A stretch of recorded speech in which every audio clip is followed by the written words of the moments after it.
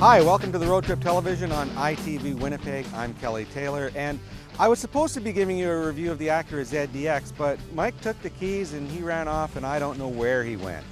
Oh, speaking of which, here he is. How's it going, Mike? Good morning, Kelly. I was just out warming up the tires on this wonderful Acura ZDX. And what do you think? Well, I have to tell you, when I first saw it, the line that popped into my head was from my favorite Arnold Schwarzenegger movie, and that would be Predator, where he says, "What the hell are you?" Well, I don't know what the governor of California would think of this, but the interesting thing about this vehicle is that it's got such an amalgamation of features. To me, it's like the ghosts of Raymond Loewy, Virgil Exner, and Richard Teague got together and had some sort of strange, crazy love child concoction. And here it is, the Acura ZDX. Well, why don't you get out and let me give it a try? Well, that's the thing about getting out of the Acura ZDX. This particular piece is going to be on a first-name basis with your dry cleaner. It's pretty hard to get in and out of the vehicle without rubbing your pants. The one thing that I am starting to like about the Acura ZDX, it really is a very unique design signature that I think is where Acura might be heading. The styling really works, and if it's applied to other cars, it's going to make the Acura lineup look really hot. Well, under the hood of the Acura ZDX is a 3.7 liter single overhead cam VTEC V6 engine, 300 horsepower, 270 pound-feet of torque. It's mated to a 6-speed automatic transmission, and of course, Acura's super handling all-wheel drive, which is a pretty nice package. You know what, considering the additional weight of a vehicle that almost thinks it's a sport utility, I have to say that the 3.7 has plenty of power, never feels lethargic in any of the handling exercises that we've done with it. But the one thing, of course, I like is finding a V6 in a vehicle like this that actually has some serviceability. You can make out the serpentine belt drive accessories, the coil-on plug ignition. Even in the rear, there's actually quite a bit of serviceable room here. Now, the only thing that's concerning me for the poor technician is getting underneath this hood, which, as you've pointed out with your brain damage, this is just a little too low. And I'm not saying that's necessarily going to require removal, but to all the technicians out there who are going to be working on it, mind your head.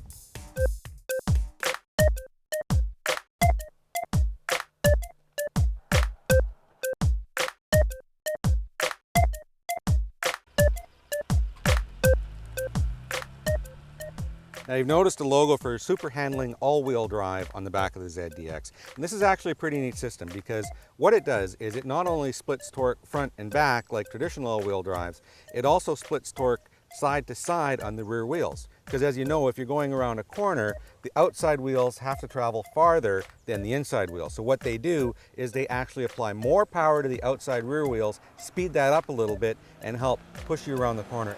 There's a multi-information display right in front of you as you drive that shows you exactly where that split is going on the side to side and the rear. And you know what? As with most Acura vehicles, when it's actually showing you something useful, you can't see it because you've turned the wheel enough that you're blocking it with the spoke.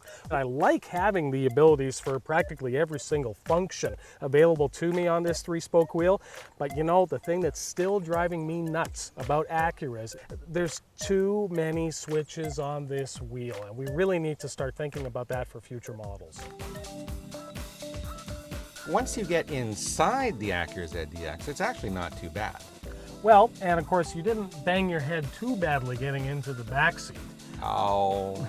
But you know, I did notice something back there, and this is always nice to see once you get into the mid-50s for a price, is that you've actually got 2-step heated seats in the rear seat. For the rear seat. I mean, nothing we're going to complain about, that's for sure.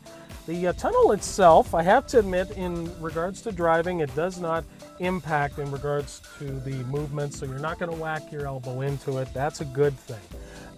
The one thing that is, of course, interesting is that they didn't go with a manual gate here for the Acura ZDX. They kept the manual fun with paddles on the steering wheel. And I have to admit, the way that the cockpit is done, I prefer it that way. I'm not missing a manual gate. Everything is where it should be. It's got some really neat features like the controls on the center stack there, the way they black out completely. You can't see what they are when they're off. It's almost kind of like Darth Vader's vehicle a little bit. Interesting to note that all models, whether it's the base ZDX or the technology package, have the power hatch release. Oh, and look who we have inside. Now normally when you have a vehicle that's this big, you actually get a decent amount of cargo space, but can't say that's the case with this one. Well, the other thing too is we see when we look inside the ZDX is that the main issue, of course, is going to be height, because the downward slope is going to start compromising. Now, the other thing I've noticed here too is I don't see any provisions for a cargo area cover, which actually has a lot to do with the compartment in front of you. So if we actually lift this up a moment, and I think we might actually be able to do it, we can do it with an automotive journalist in the car. Isn't this amazing? There is an additional covered trunk space. The cargo space is a little bit underwhelming, especially when you open up this one here and you have the fuel filler coming into this here and you can't really even see much space in this side. But the good thing is, as we're pointing out with the elongated Kelly Taylor, is that this is as flat as it gets. I mean, I haven't seen anything in a long while that's been able to achieve such a flat load floor. You don't have a ski jump where you hit the rear seats. That's true. So when it comes to hauling flat items of not much height, the ZDX might be the solution for you.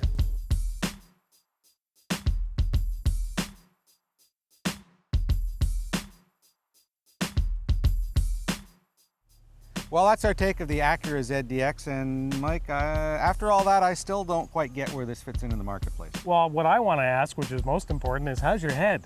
Ow. Brain damage. Ow. Ow. Oh, it hurts. Well, it's definitely got a very unique signature, but at the same time, I'm still trying to figure out why you wouldn't go to an Acura MDX, or if you want a sport touring sedan, that you'd go to a car. A TL. Exactly. But overall, it was not a bad execution. Well, and considering how much equipment is actually occurring at the price point, and when you factor in the impressive performance that we experienced with it, plus we're dealing with the super handling all-wheel drive, which totally makes sense for Manitoba climate. Right, so the Acura ZDX starts at about $55,000. Tops out at about $59,000. So, you know, it's in the price range where people in the luxury market are going to be looking. So that's our take on the Acura ZDX. We'll see you next time on ITV Winnipeg.